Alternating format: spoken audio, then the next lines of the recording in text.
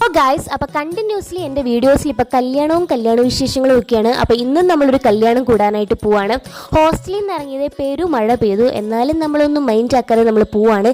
ഇന്ന് നമ്മൾ കല്യാണം കൂടാനായിട്ട് പോകുന്നത് ആലപ്പുഴയ്ക്കാണ്. അതും വേറെ ആരുടെ അല്ല, ഞങ്ങളുടെ നൗഫിയുടെ നിക്കാഹാണ്.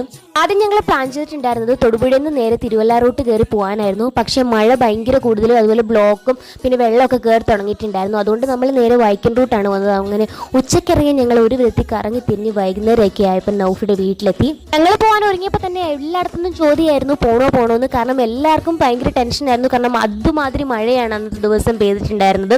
പിന്നെ നമുക്കാണെങ്കിൽ പോകാണ്ടിരിക്കാനും പറ്റില്ല. കാരണം ഞങ്ങളുടെ കൂട്ടത്തിലെ ഫസ്റ്റ് ബ്രൈഡാണ്. ഞങ്ങളുടെ നൗഫിയുടെ കല്യാണം എന്നൊക്കെ പറഞ്ഞാൽ നമ്മൾ സ്വപ്നത്തിൽ പോയി വിചാരിച്ചില്ല നൗഫിയാണ് നമ്മുടെ കൂട്ടത്തിൽ ഫസ്റ്റ് ബ്രൈഡ് ആവാൻ പോകുന്നതെന്ന്.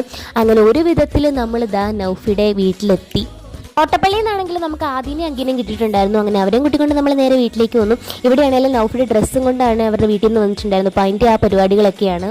ഈ കാണുന്നതാണ് നമ്മുടെ നൗഫിയുടെ നാത്തൂന്. അങ്ങനെ അവരുടെ ഡ്രസ്സ് കൊടുക്കുന്ന പരിപാടിയൊക്കെ കഴിഞ്ഞ് നമ്മൾ നേരെ കയറി മുകളിലേക്ക് വന്നു. പിന്നെ അവിടെ വന്നിരുന്നുണ്ട് വർത്താനം പറച്ചിലും ബഹളമൊക്കെ ആയിരുന്നു. അതിൻ്റെ ഇടയ്ക്ക് നമ്മൾ ചായയൊക്കെ കുടിച്ചായിരുന്നു. പിന്നെ കിട്ടിയൊരു മിഠായിയൊക്കെ എത്തുന്നതുകൊണ്ട് അവിടെ വന്നു.